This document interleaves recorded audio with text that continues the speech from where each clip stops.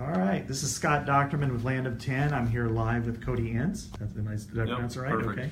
All right, from Unity High School, Balsam Lake, Wisconsin. And I guess kind of describe, where you're, the location. You're about, 45 minutes northeast of the Twin Cities. Is that exactly? Okay. So how often do you go to the Twin Cities? I mean, for Mall of America or something like that? Not too often, to be honest with you, but my dad works over in that area, and I have some other family members that work over there, so sometimes, pick them up for work, or it's convenient to pick them up if we're going somewhere from work, and sometimes, get to access some shopping and all that stuff. And my grandma lives over in the Twin Cities, actually, so we go over there for that, but other than that, not a whole lot. Yeah. Well, you were telling me that you're a big hunter, and you killed a bear. So yeah. I guess for the people watching, kind of explain that situation. My family's we've been hunting bear for as long as I can remember. My dad grew up doing it, and I happened to get a tag this year, and you get a tag probably once every 8 years, so it's not necessarily, it doesn't happen all the time, I guess, and you don't always get a bear either, so it was pretty fun doing it with my family, and we happened to find a pretty nice bear, and we were going through the woods, and an old clear cut that was pretty thick, so he didn't really know we were coming, and we didn't really know where he was at the time, and he happened to step out on the logging trail where I was able to harvest him, which was pretty cool. My dad was right behind me, so he got to share the experience with me, which was Yeah. fun. How many shots did it take? It was only one. Yeah. Okay. And he's now at the taxidermist? Yep, right? He's at the taxidermist getting work done. Should be done hopefully before I go back to school, go to college, Okay. So. And so talk about a little bit what you're going to do with them, like the bear claws out of the wall or something? Yep, so they call it like a 3/4 shoulder mount. He'll be coming out of the wall, and he'll be cut off from around the midsection, and he'll have both front legs coming out with his claws open, and his mouth will be open with his teeth showing and stuff, and it'll be cool looking coming out of the wall, kind of at an angle, so you'll be able to put him in. What was the weight? He weighed 300 pounds. 300 pounds, okay. Yep. So, and then you turn it into like summer sausage, Yeah, we've been making a lot of bear steaks and roasts and stuff like that, and we also make sausage out of it, which we share within the group that we harvested it with, so everybody gets a share of some meat and stuff, which is cool. What does it taste like? If you throw in that summer sausage, it's usually mixed with pork, so it tastes a lot like almost any other sausage you'd have, which is, it tastes pretty good, and it depends on the bear. Some are older and some are younger. It really depends on the type of bear you get and how big they are, what they've been eating. Yeah. That all depends on taste of the meat. But my bear was really healthy. He had it was 300 pounds. We got quite a bit of meat off it, and it's been tasting pretty good so far. So. Okay, good. Yeah. Well, we've had some comments so far. Jim Holloway says go Hawks. Dennis Esker says go Hawkeyes, as does Renee. Rich Edwards asks you by River Falls, Cody? Yeah, not too far from River Falls. We have some family friends that live down there that we've shared a lot of memories with over the years, and had some basketball tournaments in that area, and we got a couple former teammates of ours that attend there, and some that are going to play football there for them next year. Okay. So at the college there? Yep. Yeah. Yeah, I've been to Luigi's and a few of the other places in River Falls. I know twice a week there, probably for about 5 or 6 years. Yeah. But that was from like 2000 to 2006. But you're coming to Iowa, so that's obviously an important part of this. Talk about your connections with Tim Polasek, how he noticed you, and how frank he was with you when he was evaluating you. I first started talking to Coach Polasek, and probably mid-process through my recruiting, and he was pretty blunt with me. What was gonna happen and what he needed out of me for the initiative for the recruiting to really pick up, and for them, if they show interest in me, I should show interest in them. And he kind of told me some tips on recruiting and how some people might try to sugarcoat things and some people might not, which was pretty cool coming from him, from a coach from the Big Ten, giving me some pointers on how to handle things, and you don't really know how to because it's your first experience. Yeah. So some coaches might not tell you all the difficult parts of it, or that, it's hey, they're going to put their arm around you and love you until you step on campus. Then it's turn into a different guy. We got a few more comments and a few more questions. Michael Wilcox says, "Can't wait to see you in an Iowa uniform." Craig says, "Go Hawks." Sean has a question. What are you most looking forward for going to Iowa? I really like the area down there. The campus, comparing it to places around here, Eau Claire is pretty similar to the campus down there. It's a small town feel for a big college experience, being in the Big Ten and the Par 5 conference, which is pretty incredible. Have you been to any games? Yep, I was at the North Texas game, I believe, and I've watched every game they played. Watched the bowl game, which was pretty fun and exciting for them to get that win, and seniors get a final bowl game win, which was pretty awesome.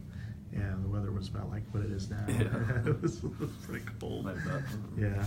So what, do you have any plans for a major yet or anything? I was looking at the engineering field. I'm not exactly sure what I'm going to narrow it down to, but engineering is definitely something that's probably going to stick to for now.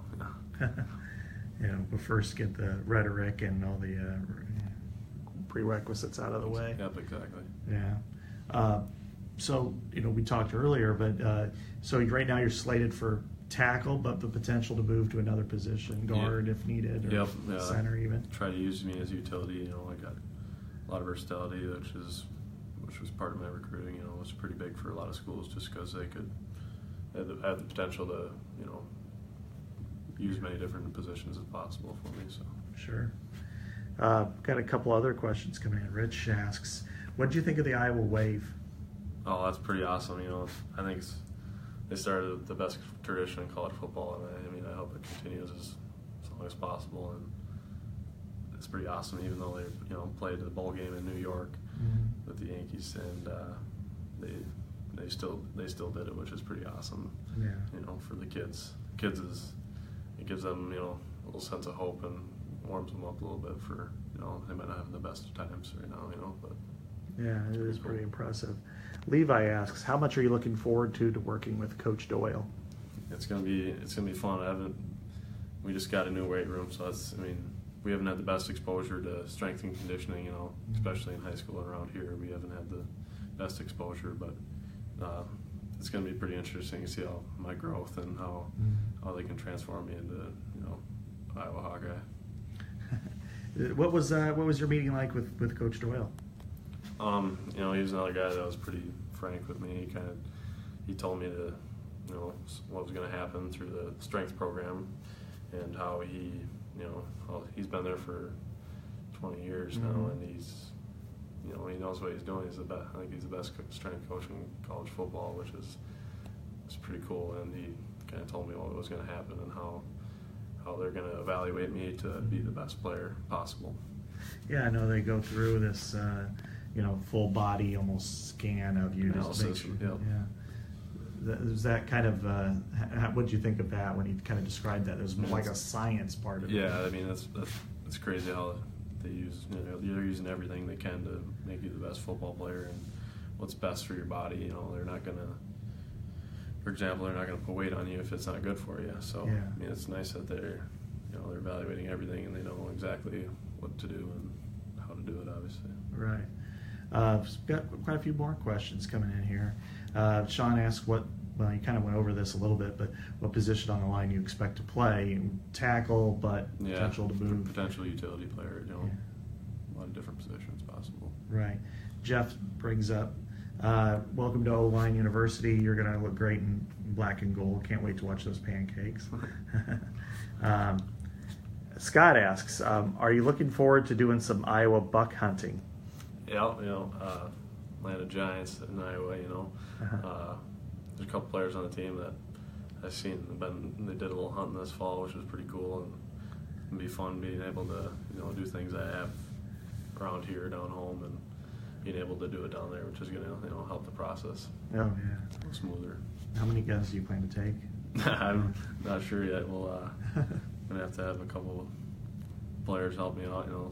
storing them and stuff, which will be nice. Yeah, I was going to say you probably can't bring them into the dorms. No.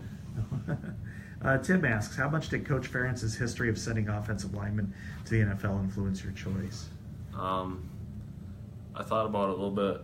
I mean, not a whole lot, just because I don't look ahead too much. I just focus on the now and then. So, but it's pretty cool knowing that they're going to put me in the best position to possibly make it there, and it's Coach Doyle and Coach Ferentz and everybody working their best to better you. Yeah, and I mean, just across the river, you got Riley Reef, you Yep. got Brian Bulaga, you're a Packers fan, and the list goes on. Marshall Yonda, Brandon Sheriff. So they've got a tradition there of building offensive linemen like that. Definitely. Rich also brings up, and maybe you could talk a little more about this, fishing. So you're on an ice fishing team. That's pretty cool. Yep. I've been on the ice fishing team since I've been a freshman. My sister was a part of it before I was in high school, and that's kind of when I got a taste of it and how they did things. And they host the high school state championship, which is pretty awesome. They get kids, plenty of awards, and they give the Master Angler of the Year award away there. You get a lot of cool gifts and stuff through it, which is nice, and kids get exposed to ice fishing. Yeah. And I'm sure once it warms up, you do a lot of other fishing. Yeah. Yep. So you go to North Dakota, you said? Yep. In the spring here, it's usually right after our basketball season, after state basketball, a group of some family and some friends go to North Dakota, Devils Lake, North Dakota, and do some late ice fishing, which is pretty fun because the fish are usually biting pretty well, and we usually catch quite a few, and they're nice in size too. Nice. Levi asks, do you have someone that is currently on the team or was on the team that recently that you look up to? I wasn't necessarily thinking college football until probably, it wasn't too long ago. I wasn't really sure what I wanted to do, and I know I had the potential to play. I didn't know my caliber necessarily in recruiting, so and I wasn't necessarily an Iowa fan growing up, but doing my research and through recruiting and how looking at everything, it's Iowa's a pretty great place. Yeah. Who was your host on your official? Levi Paulson. Levi Paulson. Yeah. Is he as crazy as everybody thinks he is? He's some of my family members just relate him to Duck Dynasty with the whole beard thing and the long hair thing he's got going, and loves hunting for waterfowl, which is pretty awesome. He's crazy, but he's awesome. Him and Landon are just one of a kind. Yeah. I think one time I asked, I had a series of questions I had to ask, and one of them was who would win, like Dancing with the Stars, and like 3 or 4 of the guys said it would be one of the Paulsons that would win it. So just because they're like the Hanson brothers from Slapshot. So that's pretty funny. So what's your next step here with Iowa? As far as I'm sure you need to get your classes set up for the summer. Get my classes set up for the summer and get things squared away with my my roommate and stuff. See who that's going to be, and just going to get things figured out and how I got to get things squared away. Yeah. So have you got your roommate set up yet? No, I haven't. We've been talking about it a little bit lately. I'm not sure who it's going to be, but it'll be another football player, obviously, and it'll be cool. Yeah, and you've got other seasons to worry about. You got basketball. You said your team's 10-4 right now. You're kind of a point center for the team. We had a rough start to the season. I think we were under 500 at one point, and we won 7 games in a row now. We just beat Webster on Friday. That was undefeated. So we've been playing pretty well now, and it's been fun. All right. And we'll end on this one for Pons Dieter. What are you looking forward to the most? I don't even know, to be honest. It's just gonna be a fun experience. I never thought I'd be playing this caliber of football, and especially for the Iowa Hawkeyes, which is pretty crazy to me, and the coaching staff and all the people down there, and it's a nice place. Yeah, absolutely. Well, thanks so much for taking part in this Facebook Live, Cody, and You guys can check out some of the stories we'll write here in the coming weeks. So we're going to go ahead and sign off on the Facebook Live.